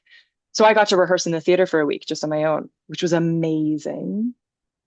And to be clear, the Emilio and the stage management team, they sort of said, let's try to aim for a stumble through on the Friday afternoon before we start tech on Monday. Let's aim. You can have pages in hand. It'll be messy. There's no way. And I think I internalized that as great. So we're doing a full run. I'm going to be off book and I'm going to do the show, um, which I did to myself. And somehow I did. I just ate Vanya for 8 days straight, and I did the show that Friday. When I say I did the show, it was the exoskeleton of the show. I was in the right place. I was saying the right lines. I was doing general impressions of character distinctions, but it was not filled in. It Mhm. was the shape of the show. So I say I learned the show in 8 days. I did. I learned where I had to be and what I had to do, but it was not lived in yet because how could it have been? It was a week and a half. Um, then the British team came over the next week. I stood in for Andrew for about 2 days of tech because he had a conflict. So that was also great. I had a chance to be on stage under the lights for a little bit and worked a little bit with Sam Yates, the director, who gave me some feedback, which was amazing and helpful. Was assured my accent was fine, which is Okay, good, good. which was a relief. Um, and got to meet Simon Stevens and the other designers. And so it didn't feel. I mean, that was intimidating. That was intimidating. I Mm. mean, to sort of be like, great, so you're just going to stand in the same place as Andrew Scott and do exactly what Andrew Scott does, except you're you, and you don't know any of these people, and they don't know you, and good luck. Yeah. But everyone was very patient and kind, and because I was standing in for 2 days. Andrew's tech was much faster because he arrived on a Wednesday that week and had first preview the next Monday, so it turned around really quickly. And then once Andrew arrived, I just got to sit back and just watch him work. And that really, I mean, the temperature of the room changed when he arrived in the best way. It felt like, okay, the performer is here. Mhm. Um, it's in his hands now, and I just got to watch. Yeah. I will say the photo that they picked for the playbill, Mhm. they knew what they were doing. Mhm. Like that photo. Just Arms. that's all you need. Arms and that like sexy look. So I think you talked about before trying to being an understudy for someone who the show is pretty much built around and for. Mhm. So going into the roles or the solo show, how do you kind of make it your own? And because you've spoken about trying to find the placement in your voice and Mhm. your physicality, like how did you work that out for yourself? And did you allow yourself to be okay with that? Because I feel like I need to ask you based on your own, like, oh, I thought it was this, a full run through. And did Mhm. you allow yourself, and when did you're like, okay, it's okay to do it this way? I I appreciate I really appreciate that question. Like, did you allow yourself to be okay with how it was coming out? I Because you think have to be that's kind to yourself with these things. And yeah. that's so interesting too, because I've interviewed people who've understudied before, and it's like you want to honor it, but you also need to and want to make it your own because you had your own performance. And then didn't you have Mhm. two performances I too, ultimately? yeah. Yeah, so you Mhm. ultimately had two performances. Yeah, which were both pre-planned. So pretty much everybody who didn't, buy their ticket by accident on StubHub knew that it was the understudy, so that's great. Um, yeah, so it was so awesome. Okay, so I had my like crazy stumble through run through the Friday before tech. And then I think about 3 weeks went by before my first understudy rehearsal because it was tech, it was previews, Andrew was working, and then we had opening. So I didn't have rehearsal. So I was just watching him every day. So when we got back into rehearsal after I'd been watching him work in the room for 3 weeks, it was like, oh, I am so excited to get back into this Mhm. because the more I watched him and the more I realized how him it is, the more I realized how me it could be.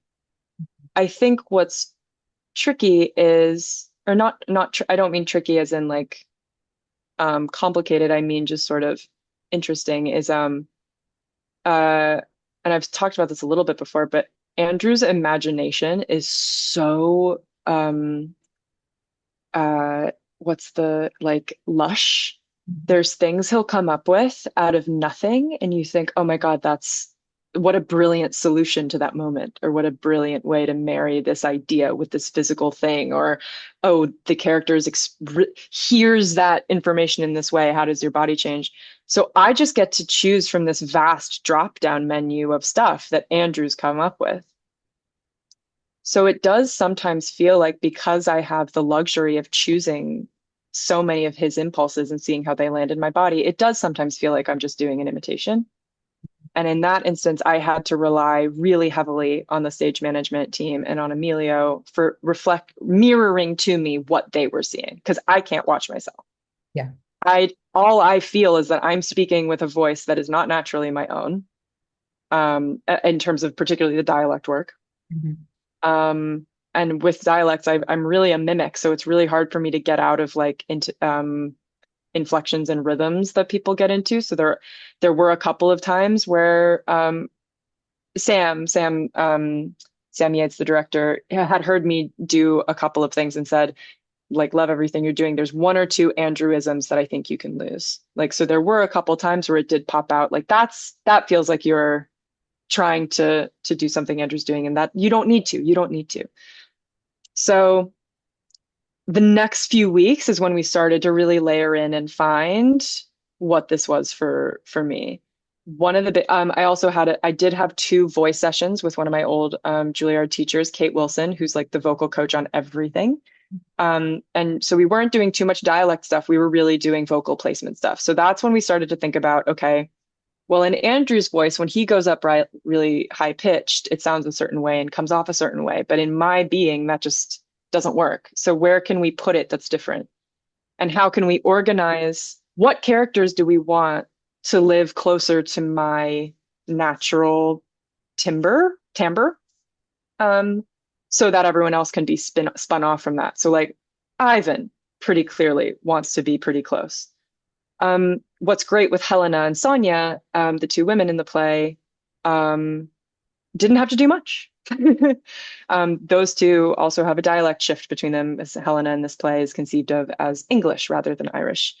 So those sit pretty close to home. Okay, so but then where's Alexander? Where's Liam? Liam kept me up at night. I had no idea how I was going to do Liam. But again, over the course of the couple of weeks, it's like, well, maybe our idea of what Liam looks like could be different than what Andrew's doing. Oh, well, if we do that, then that makes so much more sense for me. I feel like I'm not really answering your question. It's I'm so really fascinated esoteric. by it, so I don't even care. I'm just sitting here Okay. listening because I'm so You're like, fascinated don't by care it. the way you're saying makes I, li- no sense. I don't, it makes sense to me, but I'm also curious, what about, because when Andrew Scott, I don't know him personally, so he will always be Andrew Scott to me. Hmm. When he does his Michael, his voice is Yes. deep and just so sexy. And the National Theater Live, when he's like, come on, you know the reason why. Oh, for sure. And you're just like, oh my God, he's talking directly to me, and I will do anything for this man. Hmm. Yeah. So I played around with Michael's pitch being lower. Mhm. Um, and also right. And this was actually something I talked about a bit with Emilio. Andrew has to deal with distinguishing between these characters too. Like this isn't a unique problem just for me. Like I need to find solutions to an issue that Andrew has found solutions for, right? He had to figure out, well, there's four women with speaking roles in the play, four men with speaking roles in the play. If you don't distinguish too much, then it's a lot of just sort of that's a lot of Irish men. What's the difference between them? So he's also done a lot of work to distinguish between them, right? So um so so with Michael in particular, playing around with pitch is where I started, but then pitch isn't enough, right? There's some physical stuff, there's tempo. Mhm. I think by the time that we got to the end of the run, Michael's pitch had actually gotten a little bit higher. I think it was still lower than Ivan's, but it wasn't as low as when I started because I think when I started, I was really going off of what Andrew was doing. But by the end, it was less about pitch, it was more about rhythm. Like Michael speaks more slowly, picks his words a little more carefully. Then Ivan, who is just surfing, stream of thought, stream of consciousness, it's all coming out. Oh my God, oh my God, oh my God. So we found dynamics of pitch and range and volume within all of them so that it all you could still tell who was speaking, even if they weren't speaking at the same register all the time, right? Because if everyone's speaking at the same register all the time, then what's going on? Nothing's changing. So that ended up being again in the end, right? It all ended up being closer to me. Like each week was another layer, and I had one understudy rehearsal a week where I would just run the show and we would try new things. And with each iteration, it got closer and closer and closer, I think, to me and my version, if that makes sense. I think one of the biggest distinctions early on, and also Andrew's show changed tremendously over the 2 months. I mean, he is such a truthful actor that there's not an inauthentic moment in the show, so he's reacting to himself organically in the moment every time, so it's going to be different every time and change over time. Something that I was really interested in exploring, that I had the opportunity to explore in a different way than Andrew, was the relationship between the two women, between Sonia and Helena. I think for reasons that are obvious and also not so obvious, I had the opportunity to play them as sisters who couldn't be sisters in a way that Andrew, just because of the gap between him and those characters, you're absolutely seeing those characters, and they have such an interesting, complicated relationship because, right, Helena's Sonia's stepmother, but they're essentially the same age.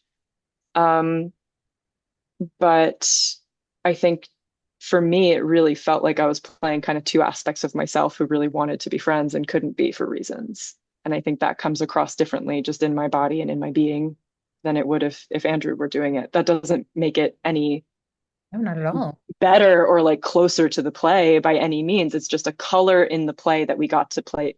That was something that Emilio, our associate, would use that image a lot, like watercolor. If you weren't distinguishing enough between characters as they spoke to each other, it would get a little bit watercolory. That's what they would say. Mm. And that was a really helpful image. So for example, if I was doing a scene of Sonia and Helena, the two women, even though their accent's different, and even though their physical posture is different, if you're not changing their energies and their rhythms, it becomes a little blurry. But just bringing up the idea of color, like the play is so rich, and so there's so many things to play with, and some things just become more surface level with one performer than they are with another. It doesn't mean that those colors aren't there. They just might be a little more muted, if that makes sense. Yeah. No, I think that I understand everything you're saying. Like actually going on. Yeah. Um, I knew, so my first public performance was April 23rd.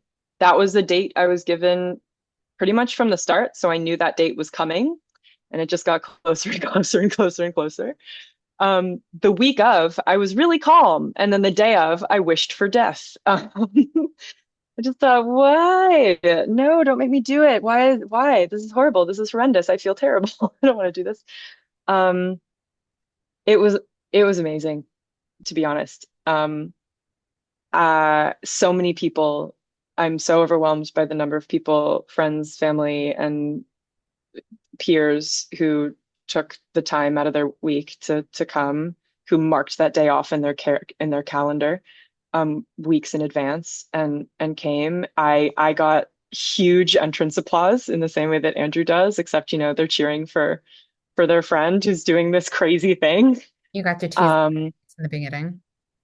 I did. Yeah. Um, and the first show, my adrenaline was through the roof.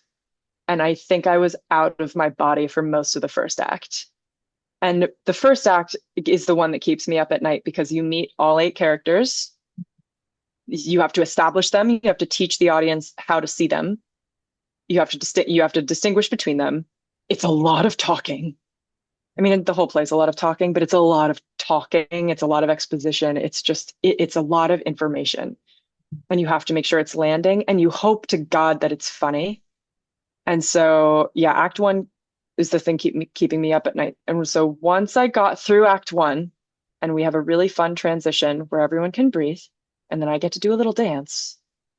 Once we got into Act Two, I thought, okay, okay, I'm on the ride. I just need to stay on the ride.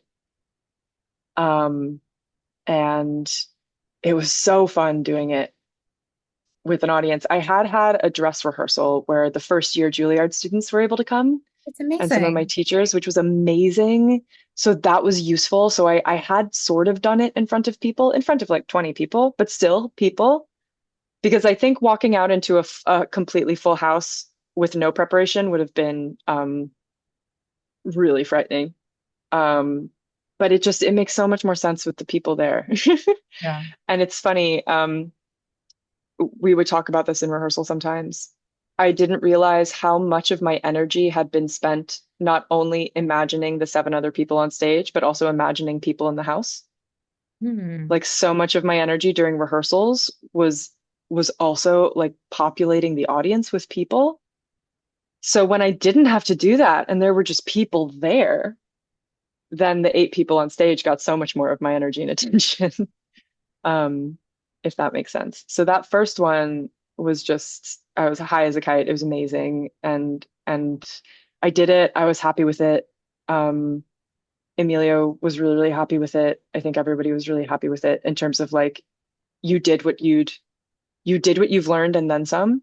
There were Mhm. discoveries in the moment. There were things that were new. There were things that were different.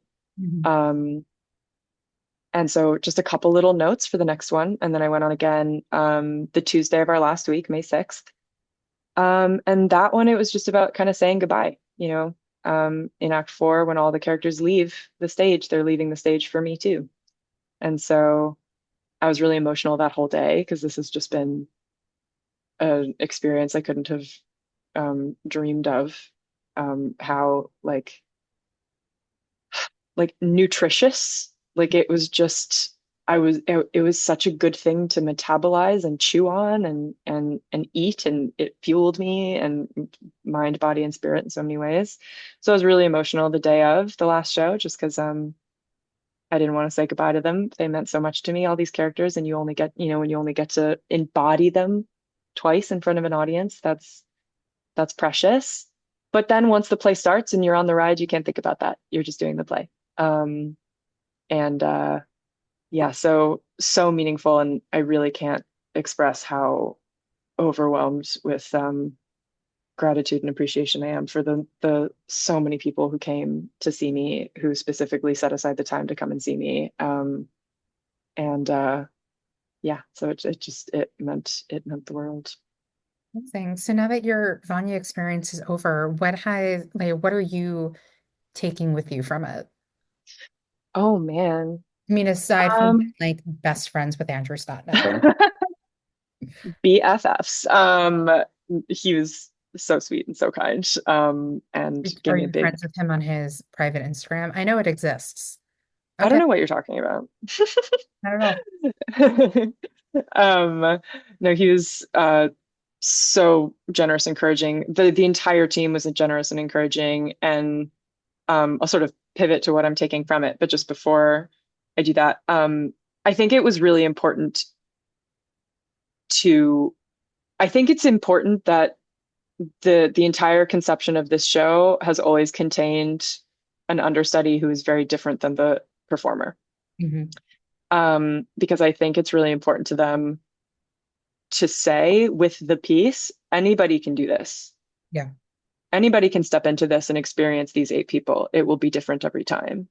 Mhm. Um, and and they from the get were so encouraging of like find your own thing, do your own thing. We did change some of the staging for me specifically, inspired by some of the work that Victoria, the British understudy, had done Mhm. originally, because I am not the first person to have done it. For example, spoilers, sorry. In Act Four, Michael and Helena have a sort of clandestine moment of lovemaking before Helena leaves the Mhm. estate. And the way I rehearsed it originally, because I just learned what Andrew did, Andrew sort of embodies Michael's body in that moment. So he's up against this door, you know, Having a door named. having sex with the door, Yep. and he's facing the door. So that's what I learned. I unzipped my fly, I did the whole thing, did the whole song and dance. And when Sam saw me work through it, he sort of said, "Well, I think we have an opportunity to show Helena's point of view here, if you're open to that." So in my version, my back was against the wall. And so you kind of got Helena's point of view of that encounter, which was Just really exciting. yeah. And so there were different things that you get. And when you change those things, like the center of gravity does shift a little bit. Um, in terms of what I'm taking from it, um, I think this was a huge test case for I don't know if this is exactly the sort of like pithy phrase that I'm looking for, but like set it and forget it. In the sense that when you start the play, you have to start. Like you just have to start. These Mhm. characters have to meet each other, and you just have to start. So a lot of people would ask me like, "What do you do? What are you doing?" in the like half hour before. It's like I'm sort of just sitting there, not really thinking about anything. Because once you get on stage and once you turn off the lights and you do all the stuff, you just have to get on the ride. Mhm. So yeah, you can do all the homework in the world, you can do all the research, you can do all the text work, you can go over and over and over and over it. Again, at the end of the day, you just have to show up.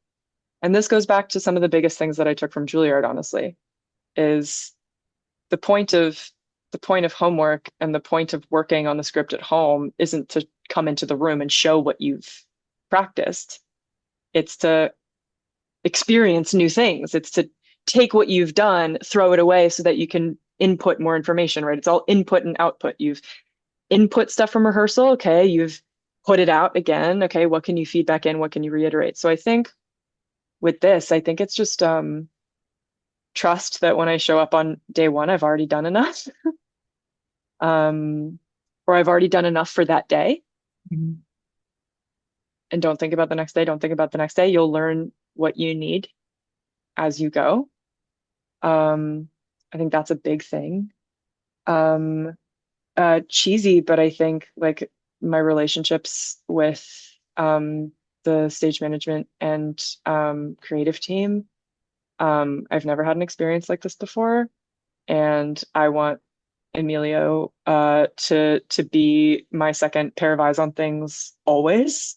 And I'm so inspired by their career and their eye and their sensibility. And sometimes it feels like we're speaking the same language, which is so exciting. I could only hope that I am. So I hope that, we get to orbit each other forever. That would be amazing. Um, and I think I'm taking the play with me in so many ways. I'm a self-proclaimed Chekhov girly. I love Chekhov's plays. And I didn't really know Uncle Vanya all that well before working on this. Um, and I have so much care for all of these characters now.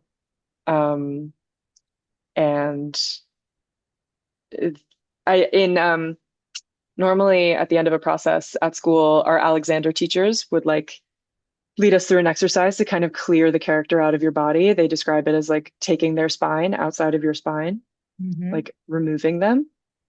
And I think I still have to do that, to be honest. I haven't really done a kind of clearing out after it's finished. It only finished about a week ago, which is nuts. Yeah. Um, so I think once I kind of take all of them out, I put them in a little imaginary box and I put them somewhere safe to sort of be revisited again. I think I can take some confidence knowing, wow, I did this pretty crazy thing. Um, and I can think more imaginatively about the kinds of work that I want to. Again, I keep coming back to this image of like eating. Like, what do I want to eat? What's the language I want to chew on? What's the work I want to digest? That kind of leads Um, into the question that I always ask people if there's enough time. I mean, we have like 2 minutes left, but I all mean, good. ganging up on that. Oh my God. Onto that, piling onto your plate. Is there any like dream roles or projects that you would want to do? Ah, Well, Already in my head, like I imagine you writing like a history of like fashion book or something. Like that's what's happening in my head right now. thank you. Like Um, incorporating theater into it. But that's just me. no, genuinely, I think I would love to one day kind of think of like site specific, Hmm. um, sort of interpretive work. Hmm. I think, as you've picked up on, I'm a bit of a perfectionist, Hmm. um, a recovering perfectionist. So I think I'm really excited to think of imaginative ways to use sites of memory and sites of consciousness that aren't strictly reenacting, which is important and has its own place, and isn't strictly creative theatrical, which is so important and has its own place. Something in between, right? I'm continually inspired by the idea of like theaters are houses of memory, but so are so many, so are so many other sites and places. Any place has ghosts, right? So how to give those spirits like body at different places. I don't really know what I mean by that exactly, but have been thinking about it. Maybe some sort of like strange interpretive site specific like cabaret without music, where I'm just like doing a seance by myself. I just do Vanya again by myself. Yeah, just go to Central Park, have fun. Yeah. um so there's that. In terms of work I'd love to do, I mean there's sort of like the dream roles that one has kind of coming out of grad school. There's like some Stoppard heroines that I'd love to play. Oh, another huge joke is that like of my three jobs, like one was an English play about Russia, one was an English play, and then another one was like an English-Irish play about that's Russian but set in Ireland. So I don't mean to always be kind of going back to the UK and Ireland with these examples, but like I love Stoppard's The Real Thing. Annie would be a role that I'd love to sort of sink my teeth into one day. I would love to do Three Sisters in person. Yeah, it could happen. Would love to do Do like a solo performance of Three Sisters. I mean, you have the Chekhov solo there. that would be crazy.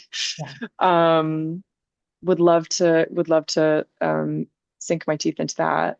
Separately, speaking it out into the universe, a particular sort of historical thing that I am continually fascinated by is very early manned space flight. I can go into the details of why this is true another time, maybe. But essentially, it all boils down to I'm always interested in historically like masculine coded or sort of male centric spaces that are claustrophobic, um, sort of in environments that are considered hostile. So, like an Antarctic exploration, like Sir Robert Falcon Scott's 1912 expedition, put me in there. A World War One trench, absolutely. Master and Commander, one of my absolute favorite movies of all time. Early manned space flight, where they basically sent guys up into space in a tin can, wild. I just think that that's crazy. I read this incredible book called The New Guys by Meredith Bagby, which is about the 1978 astronaut class, which is the first class to have women and minorities in it. And I think that it's like in pre-production development limbo, but I know it exists. Gotta get in touch with your um, reps. Be like, I'm I know. ready and available. And but some of the first female astronauts, if they ever make that movie or that series, put me in, coach, because that's a sort of a topic that I'm so fascinated by and is really important. Um, and to be even a little part of that, I think would be so, so cool. And it is a little bit of a dream of mine beyond just sort of the stage work. There's a lot of film and TV things that I am so inspired by, but would never have had the like ambition to do. So I think I'm trying to. Well, you are an Um, episode of Law and Order where you were killed. And that's true. I was killed I immediately. watched that episode and I didn't even realize it was you until I was like researching the show. And I No was like, oh my God, that way. was her. She had a cat Yeah, in this and she was she murdered did. with it.